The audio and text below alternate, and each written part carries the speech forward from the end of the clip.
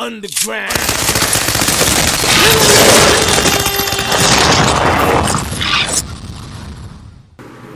Okay, ladies and gentlemen, welcome to another episode of Underground Villains TV show. I'm your host, Blue Diaz, with the co-host, Tigerstyles. You already know in back of the cameras, as always, control the shit in the back. I just want to welcome the one, the only, alright? ELO, the franchise hit. Let's go, give it up. What's baby. up, brother? How you doing, brother? Chilling, man. You know it. Okay. Regular degular. I want to get into some things with you, E. I read your bio, and I'm very impressed, man. Very impressed. Right. You came a long way, my brother. God bless, man. Appreciate God it. bless. I just want to say that, well, first things first, I want to ask a question about what is your upcoming projects? Let's talk about that. Let's touch base on that first. Upcoming project. Don't want to give the name yet. But 12, 13 tracks. Okay. I got one single out right now, Sunset, on Spotify, featuring the Keith, Rashad. That's doing good. You know, just trying to just switch it up, man. You know, do something different. Try not to like ride the wave too much of what everybody doing. So, but the project coming out dope. I'm like 5 tracks in, maybe 6 tracks in. Number 5, 6, maybe 7. Pick the best out of the next 7. Okay. Narrow it down to maybe 10, 12. Yeah, man, I got something for everybody, man. All right, so when you say ride the wave, you know, be a little bit more specific. In other words, that you're just trying to separate yourself from like what everybody's doing right now. Yeah, pretty much, man. I feel like a lot of artists now, man, they all I'm not saying they're not original, Right. but the originality in the music. Okay. You can be original as a person, but it's the music. So it's like if you got 5, 10 people doing the same style of music, what makes you different? You know what I'm saying? Like, we all came from a struggle. Nobody wasn't, you know, we ain't got no silver spoon. So at the end of the day, if you rapping about the same thing this guy rapping about, what makes you different? Exactly. What's going to make me buy into you? You know what I'm saying? So. Exactly. I say that all the time, but you know, like, basically, if you're an artist, man, you know, sometimes you got to separate yourself from certain things, and you have to stand out. You know, if you want to get up to that top notch, man, you can't ride the wave, as you said earlier. Right. You know, you gotta stand out. You gotta make yourself stand out and say, you know what? How I'm gonna do it different. Let me try this. Let me go this route. Let me create my own trend. Let me create my own route. Right. You know.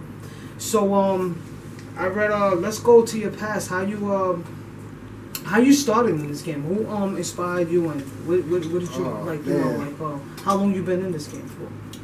I mean, how long I've been in it for? I've been in for a minute, man. Since I was 14 years old. Okay. I'm not gonna ask your age, man. Yeah. Since I was 14. Okay. You know, I fell in love with it, man. It's like right. I was a songwriter for little kids years ago that worked with Michael Bivins. If everybody familiar with Michael Bivins. Oh yeah, most definitely. God Biv DeVoe, No Edition, you know, okay. ABC, all those groups, Boys to Men, and people like that. So he had a group of kids called the Mag 7, and I was one of the writers. You know what I'm saying? Around that time. So I mean, but before that, what inspired me to do music? Well, I'm gonna say this. To me, writing music, like everybody got some people smoke, some people drink, whatever it is that make you feel on that high. On that high. When I write, I'm high. Okay. You understand what I'm saying? So it's like, I fell in love with the feeling of sitting there and you got words and lines and you connecting them like Legos, you know what I mean? So it's like, for me, that was my high. I fell in love with writing. It's like a puzzle that connects with the next. It's like a chip connecting with another chip. Yeah, basically. And I feel like for me, that's my high. Okay. You know what I mean? Like that's what I get out of it. You know what I mean? Okay. Now, I've seen you in many shows. You know, with you and your cousin, and you guys have done many shows. You know, with Blaze the Mic, with Underground Villains, with shout out to David L. Of course. Respect the Ground. You already know. And you always turn up, man. I am very, I was very blown away when I first saw you perform on stage. I was very impressed with your performance, man. Appreciate it, bro. And I'm glad you're here on the show because, I've been trying to get a hold of you. I'm already know, definitely, brother. You like family and everything. You're my boy, man. You already already my know. brother. We might not be the same color, but that's my brother. You know what I mean? So tell me about as far as when it comes to beats and production, what do you feel like? what do you feel with the way hip hop is going now these days? You know? I mean, honestly, I love it. I like it, but I feel like, as far as like the originality of being creative is gone. Being your own separate, being your own person, I feel is gone. Not saying that the person that rap, you're not you, but I'm just saying, as far as like the element of like, all right, like back in the days, I'm gonna say, when you heard a hip hop record, that record would take you somewhere. It would take you somewhere, right? You know what I'm saying? Like you would see what the artist is talking about while he rapping. Okay. That aspect of the music to me is gone. Right, because those rappers back in the 90s, they told stories. Yeah. It was always storytelling. You know what I'm saying? Right. And it was always something people can relate to. Okay. Not Not saying that what people raps about now, people can't relate to, but it's more than just that I'm gonna say that side, for example. It's more than, like, you just can't be like a plain sheet of paper. You gotta have some color on that paper. You got red, pink, yellow, green. Like, people gotta see, okay, all right, he got a sensitive side. Or you gotta, you know what I mean? Like, people want to be able to relate to the artist and just go, okay, now that one song is hot. Because some people, they sit there and they're writing, they try to find that hot record. Exactly. Some people try to find a hot song. So basically, you just gotta come out your box sometimes. Yeah. You know, so you gotta come out your. You know, me myself, well, you already know I'm an artist, Mm-hmm. and I like touching all bases. You know, I could do love music, I could do sex music, I could do reggaeton music, I could do the hardcore hip hop, the gangster shit. You know, I could do the trap shit, whatever. But you know, I always say that it's whatever you're comfortable with, man. Right. Whatever That's flows true. from the heart as well. You know. So listen, yeah, you know, I could do trap, but that's not really me. It's not true. So I'm not, you know, I can't just spit just to spit. I gotta spit because it gotta make sense, and I gotta feel it from Right. here. You know. So as far as beats, what kind of beats you rock with, man? See, that question to me is a tricky question because when I hear beat, it can be a trap sounding beat. It can be, like you said, a reggaeton. It can be, to me, the beat gotta grab me. If it don't grab me, it's like, all right, if you pick out a beat and you sitting there and you struggling to write, to come up with a concept, a first line, or any type of idea, no matter how hard the beat is, Right. the beat is not for you. The beat is not for you. You know what I'm saying? So it's like, you gotta be able to basically, you gotta feel the beat. Yeah, you gotta be able to relate to that beat. Exactly. You gotta see what you're gonna write before you even sit down and write it. So that be my thing. Like me, I will sit there, a catalog of 100 beats, and I will only find maybe one. You know what I'm saying? Because I'm real picky. Because at the end of the day, I gotta be myself on the record. You know what I mean? Because if I'm running around, I'm talking a lot of gangster shit, and you see me like, he ain't gangster, he a regular nigga. Like, He a regular dude. Yeah. you know what I'm saying? Because it's a difference between a street nigga and a hood nigga. That's right. You know what I mean? A lot of people don't know that. I'm a hood nigga. I'm not a street nigga. You know what I'm saying? I grew up in the hood. You know what I mean? I knew all the gang members, the drug dealers, but that never been me. You know what I'm saying? Like, I'm cool with them, but I'm not going to sit there and portray that. You know what I Basically, mean? you keep it to a limit. Yeah, I be myself, Be whether I get yourself, that's what accepted it's about. or not. You know what I mean? So Yeah. that's pretty much So what basically, you just what kind of message you have for the youth out there, man? That's they trying to follow that path, that gangster path, and you know they're not really about that. So what do you have to say to the youth about that, man? it's going to be hard for them. Meaning, for somebody to take you serious, because if you sitting there and you're lying on your records, and they see you in person, nobody's not going to take you serious. That's right. That's You know what I mean? So that's what I get from that. Like, be yourself. Like, some people, when it comes to like music, they put up a facade. They feel like, okay, if I rap like this, I won't get accepted. You know what I mean? So. Right. Because everybody wants to be stuck in one trend. That's why. Yeah. So listen, I gotta be like this person, because otherwise I won't be accepted.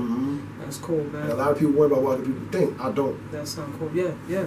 You know what I mean? I respect what you say 100%, man. And you know, like I said, I've been following you for a long time, man. Right. I've been saying, you know, you working out here, you doing your thing, and you know, keep up the good work, man. You know, Thank you, bro. blessings will come your way, man. You know, hard work really pays off at the end of the day. You know, how do you feel like when you are, as far as like when you go on stage, do you get like a little, you know, name a time when you went on stage and you felt like, wow, man, this is what I want to do, man. This is what I rock the stage like no tomorrow, man. This is what I really, really want to do, man. All right. I love when people ask me that question because it was all right. At what you saying, that feeling I got, I wasn't performing. Okay. I was on stage. You was on stage. I'm gonna tell you when. Okay. I was young. The year was maybe 98, 99. It was a big concert at the Apollo. Okay. Right? The concert, it was Def Squad, Wu-Tang, Okay. Peter Guns, Lord Tariq, Big Pun, everybody that was hot like in the 90s, Foxy Brown, whoever, they was hot. Whoever was hot out there, yeah. Fat Joe. Fat Joe, you know. And matter of fact, it was the time when Rakim first came back out with that song, that bam, bam, bam, the fifth letter I think it was called. Bam, bam, bam, bam, bam. That was around that time because everybody was opening up for him. The what's the name of that album? The 18th Letter. The 18th Letter. Yeah, when he came to make his comeback, right. So boom. Okay. DJ Scratch was DJing. Okay. So I was on stage. So I'm standing by the speaker on the right side of the stage, right facing the crowd. On this side is Keith Murray, right? So one of my favorites. Okay. I look over to Keith Murray. You see, I think it's K Solo, all of these dudes from Def Squad, bro, and they doing the headbangers. What the heck? So they performing that record. Okay. The way that beat came through them speakers, bro, and I'm behind it, that's just going boom, boom, boom. And I'm feeling the warmth from the beat. And I look over and Keith Murray's face was like hard, and I'm looking at him, and that feeling you talking about, okay, that's what made me go, I want to do this. This is what I want to do. This is what my heart is at. And I right looked at the crowd. It's like, it was loud, but at that Okay. time, it's like everything in me was slow. It was like, you know, like when they say like you living in a moment? Yeah, yeah. I was in that moment. Wow. I didn't hear no music for maybe like 5-10 seconds. And I'm just looking. I see the crowd. I see people screaming. I see EPMD doing what they do. I'm just looking. I said, oh shit. I look back at Scratch. I look back at Pun. I look back at Rakim. I said, oh shit. I see Red and Meth jumping on the speakers. You know how they used to do the Apollo, they be on the balcony. I'm looking at all of that. Right, right. So at that time I'm like, oh shit. And it was a producer. He did the beat for Busta Rhymes, right? So what you saying, yo? Silly with the nine. Put your hands in my eyes to see. I forgot his name, but at that time, years ago, the guy was running around where he was managing my little cousins at the time. Okay. He took me to his house because he was trying to get me. Being a writer, I was so stuck to writing for other people, I didn't know how to come out and be myself. So he took me to this guy's house. And the guy told me, okay, if I went inside a record store, I see Biggie, Nas, Jay-Z, and Busta, and I see ELO. What makes you different?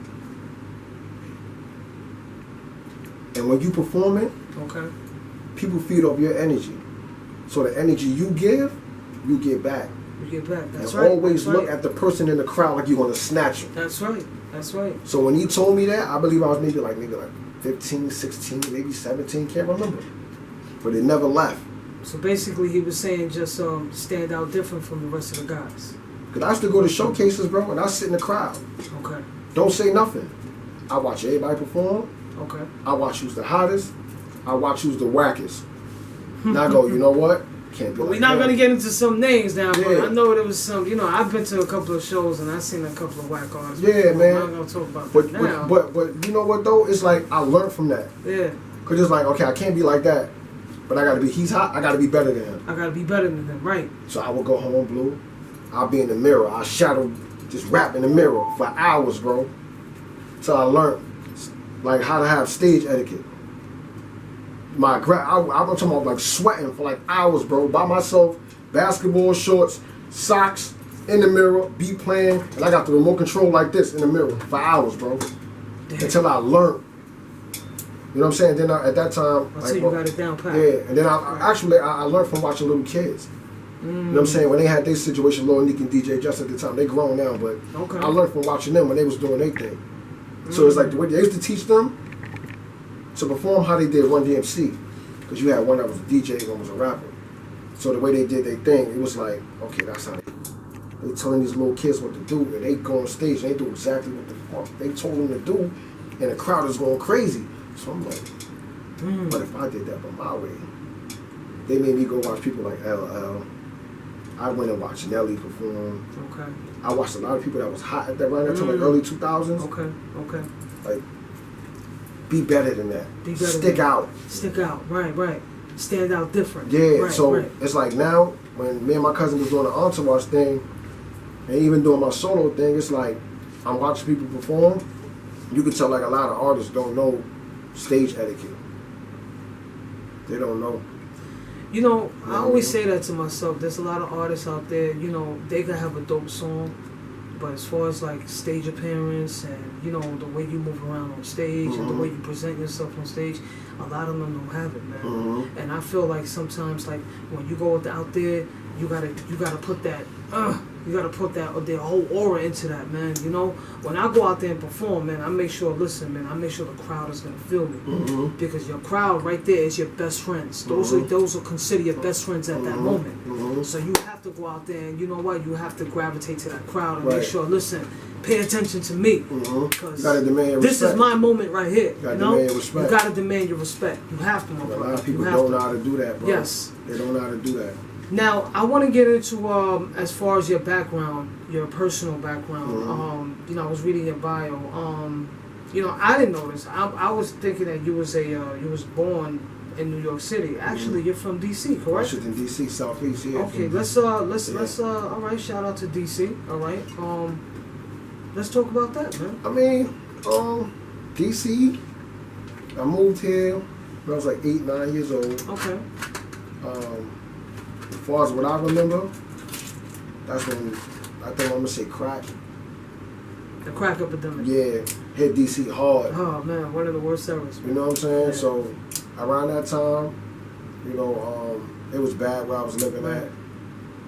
And mind you, not to cut you off, man, but at the same time, when the crack era was going on, the AIDS epidemic hit too. That happened too. Both of them hit at the same time. So that was like, whoever was in that era, so, everybody went through it, man. So my mom, she was like, "Oh, we getting the fuck out of here." You know what I'm saying? Because my mom's like, my family's from North Carolina. You know what I'm saying? Okay. So, you know, they all scattered out all over the place. But North Carolina. Yeah, bro, DC. What I remember, I mean, as a kid, man, I had a good childhood, man. I didn't. My mom, you know, she bust her ass. I'm not gonna sit up here and say, "Oh, I grew up rough, roaches, rats, blah, blah." You know what I mean? I'm not gonna do that. Like I had a wonderful childhood growing up, bro. You know, look where you at now. Because there's a lot of mothers out there, there's a lot of dudes out there. They didn't have that good upbringing, you know, and they can't. They look towards the streets. They look towards the streets, man. That's the only way. That's the only way out, man. You know. As far as you being in, was you ever in a group back then, man, or you always been like a solo artist? You mean like when I first started doing music? When you first started doing music, yes. I was in a group. We was called LMB, Lyrical Mind Benders, the most corniest name in the world, right? So you want to hear something funny? I had a group when I was living in Long Island. I had a group called The Mind Benders. Yeah, see. Look at that, man. Because you know everything back then was like it was lyrical. It was lyrical. Yeah, The Mind Benders. So it was sick. Yeah. So we have something in common. Yeah. Look, you hear that? ELO had what? Lyrical Mind Benders. And I had The Mind Benders. Look at that, man. That's crazy. So so let's get into that, man. But the group thing, I mean, it was my boys from the neighborhood or whatever, and one of them, how can I say it? One of them, he just wanted the perks of being a rapper. We would go to the studio, he'd go to sleep. He'd wake up and be like, "Yo, when we blow up," I'm like, "Man, go back to sleep." But he'll be sleeping. Yeah, you know what I mean? But my other boy, he would write, but he wasn't consistent like that. So me, I'm like, are you in contact with any of these dudes? Yeah, they're still with me today. Still okay. Look at that, man. That's still family, man. Still family. Look at that, man. Look at that, man. There's a lot of people that's not in contact no more, man. Nah, that's from the block, man. Linwood, between Blake and Dumont, East New York. East New York. Shout out to Brooklyn. Right down the block of 75th Precinct. Okay, yeah. You know it was crazy out over there. One of the hottest precincts back then, the 75th Precinct. Yup, you already know, you know. I see Tiger smiling back there. I don't Yeah, know what he he's know. smiling about. He knows But anyway, 7'5". He know Phil gonna 7'5". Probably. Yeah, he ain't gonna talk about it. He's We smiling. don't talk about it, but he's smiling. Yeah. Tiger Styles smiling about the 75th precinct. I don't know what he's smiling about. You know? Niggas ruthless. We'll get into that, behind these cameras, But let's get back into ELO right now, man. Yeah, man. So how do you feel being in this game, man? How do you feel like? Do you have like the love? Has your love ever changed for this game and said, you know what, man? I don't want to do this no more, man. This shit is getting corny, man. Let me just switch over to another hobby. Let me switch over to something else. Or you still got that same energy flowing. Okay. Another story. The guy that was managing me back in the days was managing my little cousins. Okay. He passed away. He had a brain tumor. So when he got sick, or whatever the case is, I was like, damn. Like, it put me into like a dark place for like maybe like 6 months to a year. Mm-hmm. So when I start trying to get back into the wave of things, I really, because he was like my mentor. If it wasn't for him, I wouldn't be doing music at all. You know what I'm saying? So, then there was another time, like when I started trying to get my groove back again, my oldest sister passed away. So it's like, when I'm coming up, boom, boom. You know what I'm saying? So, another time, I think I told you this before too, when we was at DTF, another manager that I had, he died from colon cancer. Wow. So it's like, when I keep trying to, and I get with different teams, different, like, trying to find a home, and it's like, if somebody don't pass away that'll knock me down, Right. the team that I end up getting with don't have my best interests at heart. Mm-hmm. Me, I'm a stand-up dude, bro. I don't fabricate shit. Everybody know, like, I'm up front with everything, bro. Like, what you see is what you get, bro. I don't be on the gram. Right. I ain't got a whole bunch of money. Like, I work every day. I'm not going fly. I don't drive a Lamborghini. I'm a regular dude, bro. I work 9 to 5. But what gave me my second, when there's times I felt like that, what gave me my second win was my daughter, bro. That's what made me go. God bless. Because I feel like this. Nobody gets rich from a 9 to 5. I don't believe. No. Basically, we're just struggling. That's what we're doing. We just struggle. We working a 9 to 5 to keep us afloat. Right. You know what I'm saying? That's it's like, I feel like if I have a God-given talent, right? Right. And I feel like I can rap to my best ability. You know what I mean? So if I feel like if God gave me a talent, why not still use that talent? Because when I leave, I gotta make sure she's straight. That's my main thing. So why I still rap to this day. Because one of my boys told me too, he said, yo bro, God forbid you die. And you get to the pearly gates, right? And right before you walk through those gates, all your gifts, all your talents come to you and ask you, why didn't you utilize me? What would you say? What would you say? All the gifts and the talents that you got, why you didn't utilize me? So that right there made me go, my daughter, I'm going to keep rapping, bro. Because all it takes is one song. Just one song. One song. Just and I got more than one song. Just to get you over that bridge. But that one record, just to catch you in. That's it. Right. Because I feel like a lot of people, I'm going to say a lot of artists, it's more than just your music. People got to buy into you as a person, to like you, to want to, everybody that's successful got a story. Look at Eminem, grew up in a trailer park, yada, yada, yada, Paul, whatever, he going through it, he rapped about it, it's his story. It's a story. 50 Cent, shot 9 times, yada, yada, yada, it's his story. It's a story. Everybody has their story. Right. So it's more than just being an artist. People got to buy into you. You got to, pretty much, you as an artist got to sell yourself. Exactly. You become a product. And you know something, now that you say that, I just feel like, when you have a story, that's what makes you sell even more records, and that's what makes it more interesting, as you said.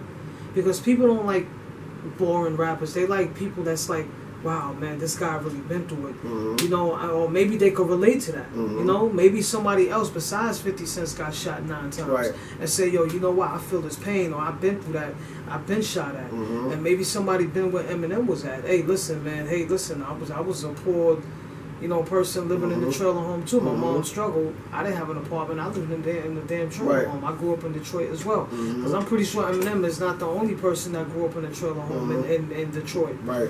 There's other people that can relate to that. And they saying, wait a minute, exactly. Say, you know what? If he could do it, I can do it. Right. So he inspired me. And that's how it is. People with stories, man. It's always interesting. It's always, because when I was younger.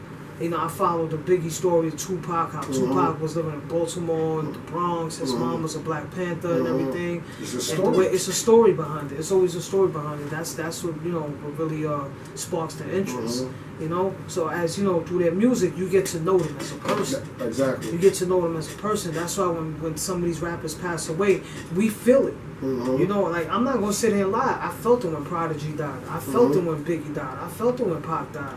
I felt it when Big Pun died, and I know the Big Pun story, how, he went through, his trials and tribulations, his ups and downs in the Bronx. He grew up very poor, and, then he met Fat Joe, and Fat Joe put him on. That was a miracle waiting to happen,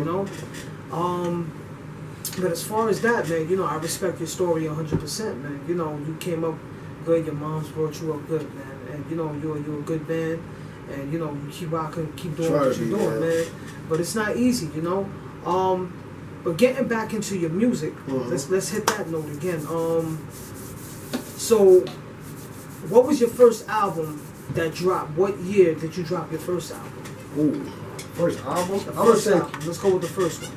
I don't believe I ever dropped the album, but I dropped a couple of mixtapes back in the days. The first mixtape I'm gonna tell you. First mixtape that I ever did, I took the 50 Cent method. I took everybody's beats and doing songs on everybody's beats. On everybody's beats. So what I did was I did like a mixtape. I would go to, back then you had to do footwork. So like grassroots. That's why everybody was out there handing out the CDs. So what I was doing was, I didn't go to the malls. I didn't do none of that. I would go to the high schools, junior high schools, colleges. Back then very smart. We had the CD burner. We would sit up all night, bro, and we'd go to BJ's, buy a stack of blends, cases, you know what I'm saying? And we'd burn. We'd sit there all night, and we'd burn them CDs. CDs. And we'd go to, all right, okay, we're gonna go to this school in the Bronx. We're gonna go to this school in Harlem. As soon as they come out, we give away a good 30 to maybe like 50 CDs. Back then it wasn't really. Well, did you say sell or give away? Just giving them out. Just giving them out? Giving them out. Yeah, look at that, man. Because I feel like you gotta give to get. It's like at that time. That's right. I always say that too, yeah. 50 was hot at that time, so it's like, nobody not gonna buy my shit. Nobody know me. Exactly. You know what I'm saying? So we had like a 1212 number on there that only took messages. We jump out, had the little cover that we have, some little cheesy ass cover. Okay. You know what I'm saying? It's cheesy, bro. Yeah. But the music on it was dope for me at that time. So we'd jump out, go to like the hottest schools in Brooklyn, Queens, Long Island, Harlem, wherever we went, bro. We just jump out and just hit. Jump back in the car, hit another school. And people tend to love good music, man. They appreciate good music. As long as they don't care how the cover looks, it can look cheesy as hell. As long as that music sounds good, that music is bumping, that's all that matters. And my man had like a Ford, like some type of truck, some little blue, the same color blue shorts. Y'all can't see him right now, tigerstyles is short. But he had like a blue, like some blue short, a blue truck, and we'd jump out that truck, just give them out. It'd be by the bus stop where they ate them CDs up at Broadway Junction. Okay. In Brooklyn. Okay. You jump out. East New York. Okay. Whoop, whoop, whoop, give out the CDs, jump back in the car, go to another spot, and people started calling. I like number 2. I like number 3. This my I like that number 5. Okay. And it's like I was getting a lot of feedback off the CDs. People was knowing who I was, but they didn't know what I looked like really. Okay. You know what I'm saying? Because the cover was cheesy. It was cheesy. Right. You ain't had no picture on it, right? But yeah, so I did like maybe like two mixtapes like that. Then I got with my boys. Years later, I dropped a mixtape called Playing with a Full Deck. My boy PR, my boy Jamel. We was called the Four Kings. So I did a mixtape called Playing with a Full Deck. Right. I've been selling like 3 mixtapes. But it's like in the process, like back then, bro, it was like real hard to get your music out. That's why I feel like right now it's easier. So what would you say that was like the 04, the 05 era, like the mid 2000s? Yeah. So what do you feel has changed from the mid 2000s to now? What do you feel? Like as far as like internet and music and like, did you think music was more better from the mid 2000s to now? What do you feel in your heart? Okay. I'm gonna say the originality part to me, I feel is gone. Okay. The music that people can relate to, only music I feel that people can relate to still is R&B music, pop music. Like I'm talking like on a worldwide scale. Even though hip hop is bigger now than it was back then. Oh yeah, definitely. I'm not fucking around, no. I ain't fucking around. Y'all should see him right now. You should see tigerstyles right now. Y'all should see this man. There's no music playing. He partying by himself. Yeah. And he's smiling. He been smiling for the last maybe 10. So yeah. It just I feel like the element of music, bro. Like everybody, you can feel. Music was more universal to me as far as hip hop back then. Right. A lot more people can relate to it than it is now. As far as the people that's coming up now, like you really can't. Okay. If you're not doing that, I'm gonna say gang music, people can't really relate to that. Right. You know what I'm saying? That was more like 03, 05. That was more like the Dipset era. Yeah. When Cam and them was high. Yeah. And, like 50 was high. Yeah. That was like I remember that. State Property, Beanie, and all of that. Yeah. That was a hard era. Mm-hmm. Now I'm gonna ask you one more question.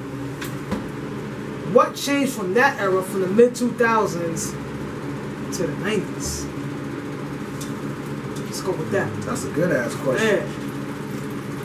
Yeah. Okay, I got you. It became shiny suits. It was more happy music around that time. You saying the 90s was more happy music? Nah. 90s was the gritty, the baggy suits, I think 90s was the grimiest era. It was the grimiest, grittiest. It was Onyx. Guys Effects. Biggie. Nas. Everybody. Yeah. Everybody. AZ. You had hip hop. You had Wu. You had hip hop. I feel like if the kids now felt that era, it'd be completely different. Oh, they would love it. Like growing up in that era was the best. I feel like it's the best time because nobody didn't really start rapping after MySpace. It wasn't no rappers. MySpace was like 03, 04? Yeah. 03, 04, so right? if you can rap on your block, you was the nigga in the hood. When they created MySpace, music, everybody started rapping. A lot of people rap, but a lot of them don't got the talent. So everybody became artists. You know, that's I'm gonna keep it a buck with y'all. I'm gonna tell y'all something. Like when I'm around people, if they don't know me, I don't mention that I do music. I don't talk about it because I feel like everybody and their mother do something. Okay. So if someone's like, "Oh, you rap?" Yeah, my cousin rap. Oh yeah, his mom sing. Yeah, we got the studio in the room. Like everybody do something. It's like to me, I feel it's no more fans no more. No more fans. Back then it was more fans. Everybody want to be part of something. Everybody's an artist now. Everybody's an artist. Oh, you nice, but I'm nicer. Like everybody is so. But see, you say that, right? I understand where you're coming from, but to me, you could say that all day long, but it's about showing proof. Yeah. You gotta show that you're a good artist. See, back then, but now, you just need one song, catch fire, and it's a gimmick. Back then we had to, because it was, you would go to, say, all right, if y'all had the era y'all had, I mean, what y'all got right now back then, right? Y'all be so lit. Oh yeah, definitely. Be lit. I feel like if we had all this, if this was the 90s era and we had all this with the computers and everything, we would have been on. That would have we would have been on. That would have had a check. ASAP. We would have had a check. Because the music is so good, yeah. We would have had a check. We still go get that check. We get that check. Y'all hear Tiger? Y'all hear Tiger in the back to Undergroundvillens TV show. Y'all he's still smiling, y'all. We'll get that check. Smiling. So I want to get back into How did you feel on stage when you was actually on stage with all those artists, man, in the Apollo? As far as like with Redman, Method Man, Keith Murray, the Headbangers with the song when they was performing the Headbangers. Did you ever say to yourself, man, you know what? Not saying that you can be better than them, not saying that you can be worse. Did you ever say, yo, I see myself in a few years doing what they do, and probably even better, or you ever say, you know what, maybe it's not my time yet, but I'm gonna get to that point. I mean, back then, I felt like that, but I was still a student. I was just so happy just to be around it. You know what I mean? Even if you put me in that same situation right now, I would just be happy to be around it, because a lot of people, where I grew up in the East, if it was like Facebook and Instagram back then when all of that was going on, I'd be lit. People just knew about what I was doing. They knew where I was going, but I ain't have no, yo, look at my posts, like, but they knew. So it's like, for me to be around that, I feel like it was a blessing, because a lot of my people from the block where I grew up didn't get a chance to see that. You know what I'm saying? Like, I was in the studio one time with Lil Kim and Proswell, bro. Wow. Like, people don't get that. Wow. You know what I'm saying? Like, to me, that's big. Amazing. That is big. Like, I watched Kim in a booth. That's what she was. I think she was signed to Undees. Right. You know what I'm saying? With Kim, and that was Biggie's label, right? And upstairs, it was Trackmasters and Proswell. They was working on a project with Proswell. Okay. You know what I'm saying? So it's like, because at that time they wanted my little cousins to do something on their song, so we just in the studio, and it's like, you know what I mean? Like, we was in D&D studios with Primo. Yo, it's so many people, bro. MOP, it's like, I'm gonna tell you this. I was supposed to get on, but I didn't. Okay. But it's a lot of people that I know that got on. Like, I don't know if y'all remember A+. Of course, yeah. From Long Island. From Long Island, Hempstead, yeah. That's my man. He got on. Okay. Because he was signed to. He had that song back in the day with Mr. Cheeks. All I See. All I See, yeah. And that's when I think they were signed to the same guy. I can't remember his name, but he had Erykah Badu at that time too. I remember A+, yeah. Yeah. Kedar, yeah.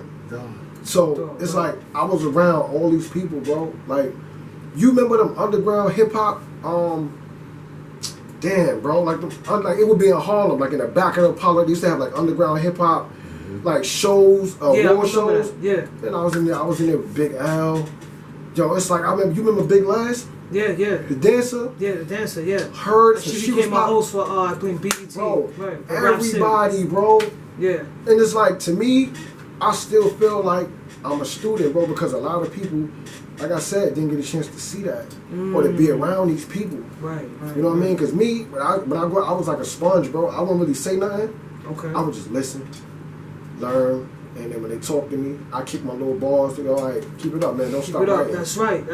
You know what I'm saying? So it's like, all right, I know, yeah, I feel good. He told me to keep writing. You know what I mean? Right. So it's like, stuff like that I never forgot. You know what I mean? Like being around all these people like that. Being around those people, man. You know? Did you count that as a blessing though, man? Yeah. That's a blessing. Yeah, man. because I'm sitting here telling you stuff that I forgot, that I'm remembering right now. That's good, man. You know what I'm saying? But at least you remember, man, and it keeps it keeps you going, man. You know, it's like, wow, I met all these stars, and look where they at now. But look, man, I'm still striving for perfection, and I'm still out here, man. And I'm still doing my thing, man. Because a lot of cats from back then, you don't even see them no more. No. You don't see them no more. You know, it's a lot of. No. It's rare that you see a '90s rapper that survived up to this era now. Like, you know, the only ones you see now, I see is Fat Joe still around, Jay-Z still around.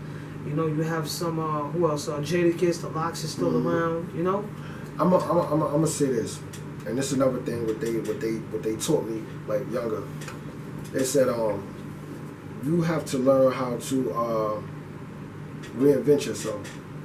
Always. A lot of people, right, like artists, like from my age, a little bit younger, whatever the case is, coming up, even now, can't do that. That's right.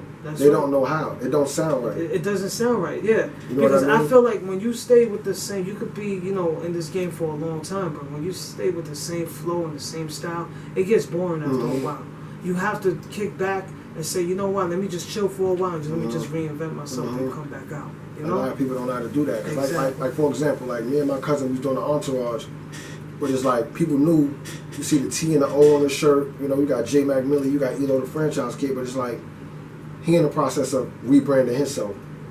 I'm in the process of rebranding myself. Rebranding yourself. So it's like, that's a form of you know, what was the word I just used? Reinventing, you know what I'm saying? So it's like, you got to learn how to do that because it's hard, bro. Because it's like, if you got a million artists, what makes you different? Exactly. Because I know what's missing for me. All I need is a bag behind me. That's it. And I'm gone. Right team to push you and you good, man. And I'm gone. Because as I said, man, you got what it takes already, man. You know what I mean? and this dude right here, man, I know him for a while, man, and every show he's done, he's rocked out, man. And you know, God bless your talent, man. And you're really doing it, man. Your music is dope. You know, the beats is fire. You on point, man. Lyrics is on point. Everything is on point, bro. You know, you just need the right team to back you and the right person to push you and put that bag up. Yeah. And it's a go, man. It's a go. I don't mean to cut you off. Speaking of team, shout out to my boy Sean Too Hot. He got, but pretty much me and him did a label situation, an independent label. It's called Volcano Music. Okay. You know what I mean? We did like a joint venture. He had his situation already. Okay. But he like, yo, E, I want you to jump on with me, bro. So, you know what I mean? He made me, instead of like making me an artist, he made me a partner. You know what I mean?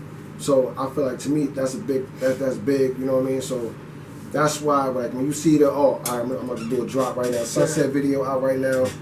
Featuring Lakeith Rashad is out right now on Spotify, all music platforms. Title. Just type it in on YouTube, ELO, the franchise kid. ELO Space, the franchise kid, one word. Yeah, man, and you see the volcano logo on the beginning of the video. So you're gonna see a lot more work from me. You're gonna see a lot more work from him, and yeah, man. And just trying to. That's right. Quality videos, quality music. That's pretty much where we at with it right now, man. And I'm not also, all marketing and promotion. You know what also looking forward on you having to come on more shows and more performances as well. We got we got the 28th coming up, man. The reggae versus trap and hip hop music, we got that. You know, shout out to you, shout out to your team. Hope to see you there, man. Yeah, I'm gonna be there. Stage, you know. I'm gonna be there, bro. You know, you're gonna be on DTF with us. You know, we got other things coming up, man. That I would like you to come on, man. You know. And thank you for coming out. Yeah, no, I appreciate it. My brother, Blue called me. Let me tell you, I'm gonna tell y'all something. Blue called me, and he said, "Yo, I was on vacation, North Carolina. I'm walking around in flip flops. I'm looking like a whole country nigga." Blue called me at 11 o'clock at night, like, "Yo, bro." He called me through WhatsApp, like, "Yo, I got you, bro. I need you on the show." He said, "Yo, I'm gonna do my best to keep you afloat." That's right. So you gotta remember, like, people like him, they don't have to do the shit they do. You know what I'm saying? They really don't. You know what I mean? Because they can. Yo, I got you, but you gotta grease my palms, you know what I'm saying? Hey, listen, man, those who work hard out there, man, I give a chance to. Tiger and myself, we give chances to, man, because, you know, we're trying to get up there as well, so we see, you know, we open doors for people, you know, and it's not, you know, at the end of the day, it's not about greed, man. You know, there's people out there that just want to be greedy for money and take your money. We're not about that, man. We're about really helping people out, and move up to the next level. Right. You know, because we all striving for perfection at the end of the day, man. But, yo, thank you for coming out. Appreciate it, brother. To Underground's Villains TV show, Spectrum TV, Spectrum tigerstyles TV. and myself. You know, we got the radio going, DTF. Shout out to the whole team. Shout out to Prissy, the first lady of Underground Villains. Tammy G, aka Prissy. Shout out to her. Shout out to DJ Everfrost. Shout out to my partner Tigerstyles, myself, Blue Diaz, and ELO the franchise kid. Be on the lookout, man. You know, let them know where they can find you at, brother. I mean, on all music platforms right now. Really, I'm mostly on the gram. But you can hit me at ELO _ the franchise kid. One word. You'll see me up there. I'm only short black dude with some big ass earrings, you know what I mean? Got a red shirt on, you know, on my joint, you know what I mean? So you find me everywhere, man. Like ELO, the franchise kid. Yeah, man. So we got it, man. Thank you for coming out to Underground Villains. Appreciate Spectrum it, TV. Let's go. Underground Villains, baby. Villains, baby. Let's go. Let's get it. Yeah. Be outside.